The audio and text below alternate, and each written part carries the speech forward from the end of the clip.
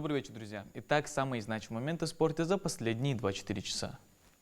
Представители республики завоевали 9 золотых, 2 серебряные и 3 бронзовые медали на открытом турнире по дзюдо, который проходил на выходных в Чечне.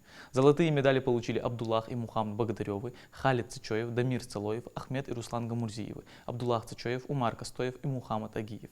Серебряными призерами стали Мухаммад Баркинхоев и Рахим Цалоев. Бронза досталась Халиду и Хамзату Гойкову, а также Мухаммаду Арабханову. Все спортсмены занимаются в секции дзюдо на базе 8-й школы административного Гамурзиевского округа Назрани.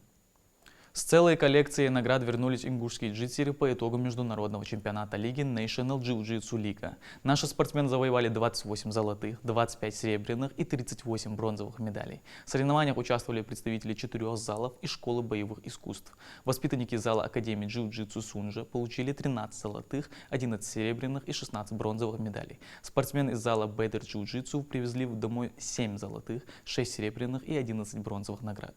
Команда Гайтуки в Team BJJ завоевали 3 золотые, 4 серебряные и 4 бронзовые медали. Представители школы боевых искусств Сабр Jiu-Jitsu выиграли 3 первых, 3 вторых и 3 третьих места. А также воспитанники из зала Магас BJJ получили 2 золотые, 1 серебряную и 4 бронзовые награды. Чемпионат International Jiu-Jitsu Championship GI and On Air GI 2024 проходил в Грозном.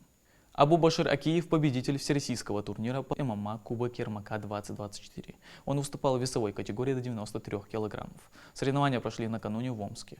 Абу-Башир представляет Тюменскую область и отличился не только золотом, но и выполнением нормативов мастера спорта России.